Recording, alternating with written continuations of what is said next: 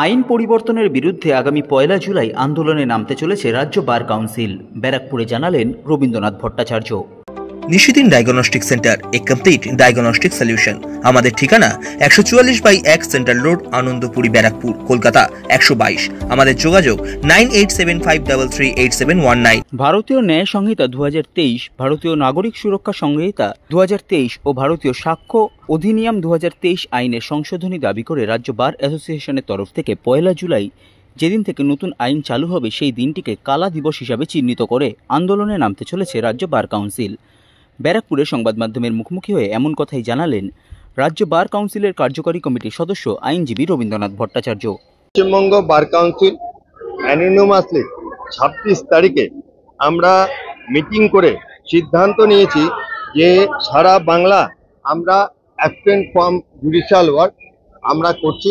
কেননা এই যে কালা আইন, এই আইনটা আনার আগে সমস্ত বার কাউন্সিলের সাথে বসা উচিত ছিল এবং তাদের কাছ থেকে মতামত নেওয়া উচিত ছিল।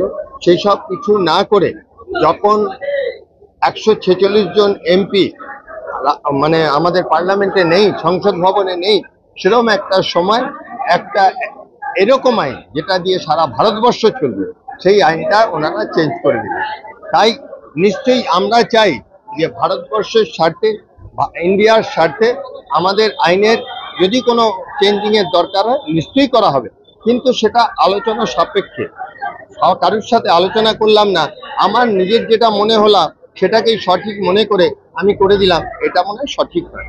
তাই পশ্চিমবঙ্গ বার কাউন্সিলের চেয়ারম্যান অশোক দেব আমাদের সমস্ত বার কাউন্সিলদের মেম্বারদের নিয়ে, যেখানে সিপিএম এর লোক ছিল, যেখানে বিজেপির লোক ছিল, সকলকে নিয়ে সর্বসম্মতভাবে আমরা এই অ্যাবসেন্ট ফ্রম জুডিশিয়াল ওয়ার্ক আগামী ১ তারিখে আমরা পালন করব এবং কালা দিবস পালন করব।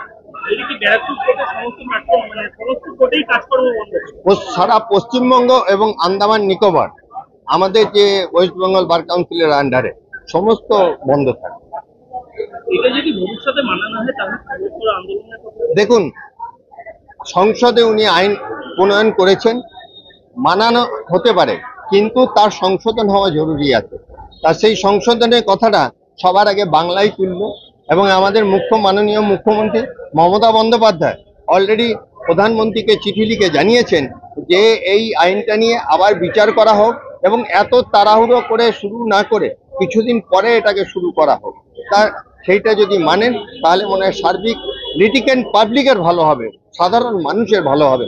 আমরা আইনজীবীরা সাধারণ মানুষের জন্য, সাধারণ মানুষের সেবায় আমরা কিন্তু আইন ব্যবসায় যুক্ত, তাই সাধারণ মানুষের স্বার্থে এই আন্দোলন।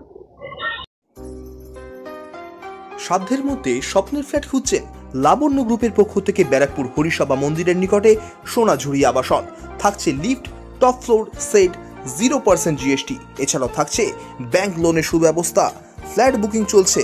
আমাদের যোগাযোগ 7278200456।